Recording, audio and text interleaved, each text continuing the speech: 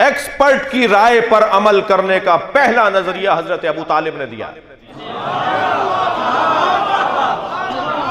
खाना काबा गिर चुका था, शदीद तूफानी बारिश खाना काबा को की इमारत मुनहदिम कर चुकी थी। सारे 24 कबीलों के सरदार जमा हैं कि क्या करें। जब चरागे महफिल हजरत अबू तालिब के सामने आया, हजरत अबू तालिब ने फरमाया, हम में से कोई माहिर मेमार नहीं है जो हम राय देने बैठे हैं। फला कबीले में एक माहिर मेमार है, उसे बुलाओ, जो वो कह दे वही हमें मानना है।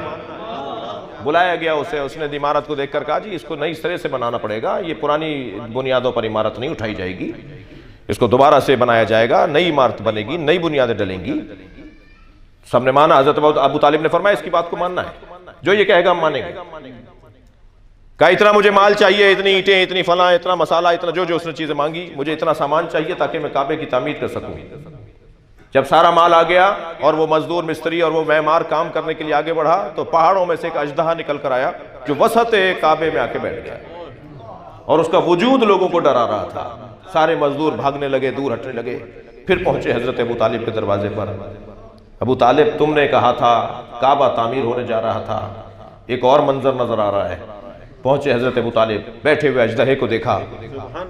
जी एक मर्तबा अजदहे को देखने के बाद हजरत अबू तालिब ने गर्दन मोड़ के देखा उस माल की तरफ जो उसको तामीर करने के लिए जमा किया गया था। एक निगाह में देखकर फरमाया, हराम माल से काबा नहीं बनेगा।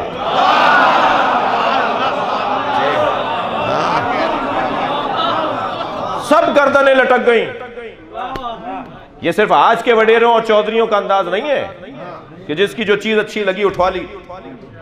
ये पहले जमाने के लोग, मिजाज की बात है, अफराद की बात नहीं है। सबकी गर्दनें झुकी हुई थी। हजरत अबू तालिब ने फरमाया, हलाल माल जमा करो। चंद दिन लगे हलाल माल जमा करने में। जब हलाल माल जमा हो गया, फिर हजरत अबू तालिब ने दोनों हाथों को बुलंद करके कहा, या अल्लाह, तेरा घर बनाना चाहते हैं, हमारी मदद कर। तो आसमान से एक परिंदा नाजिल हुआ, अजदहे को पंजों में उठा कर ले गया। हजरत अबू तालिब ने फौरन सजदे में सर रख दिया। लोग अबू तालिब का कलमा ढूंढते हैं, कलमा अबू तालिब को ढूंढता है।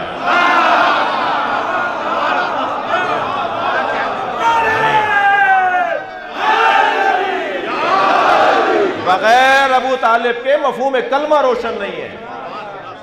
मुझे तो इन लोगों पे बड़ा ताज्जुब है जो हजरत अबू तालिब पे ईमान पर बात कर रहे होते हैं। अजीजान गिरामी, मैं ईमान अबू तालिब पर तकरीर करना तौहीन अबू तालिब समझता हूं। ईमान अबू तालिब पर तकरीर नहीं होनी चाहिए, अजमत अबू तालिब पर बात होनी चाहिए।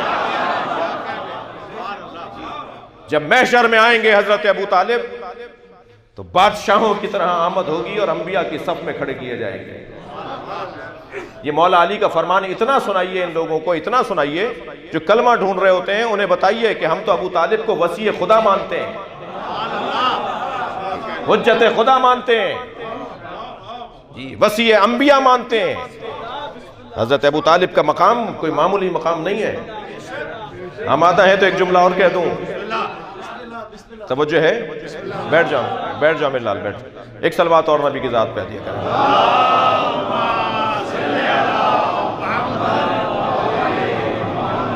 अजीज़ान गिरामी, बहस बड़ी अजीब मोड़ पर आ गई है, मगर मेरा दिल कर रहा है कि एक हजरत अबू तालिब को खुश करने के लिए, अबू तालिब को खुश करेंगे ना तो उनके बच्चे भी खुश हो जाएंगे।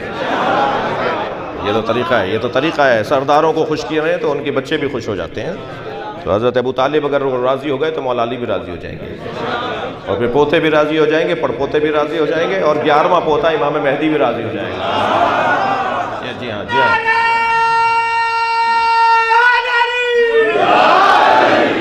अजीज़ान गिरामी, जब हजरत नबी मुकर्रम की खबर खुश लेकर हजरत फातिमा बिनते असद हजरत अबू तालिब की खिदमत में आई ना, कि सरदार अबू तालिब, आपको अल्लाह ने भतीजा अता किया है, मुबारक हो, मुबारक हो।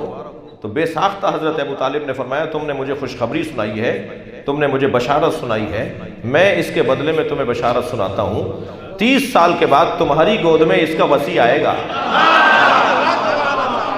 इस दर्जे का ईमान, इस दर्जे का इल्म बताइए जाकर उन लोगों को जो हजरत अबू तालिब का कलमा ढूंढते फिरते हैं। उन्हें जाकर बताएं कि कुरान मजीद में सिर्फ 24 नबियों का नाम है, 1,24,000 नबियों में सिर्फ 24 नबियों के नाम अल्लाह ने लिए हैं। बाकी नबियों के नाम हमें आइम्मा ने बताए, सरकार ने बताए, मौला अली ने बताए।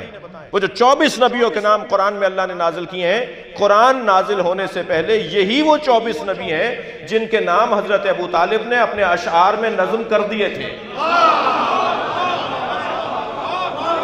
जी जी, सलवात पढ़ेंगे मोहम्मद व आले मोहम्मद।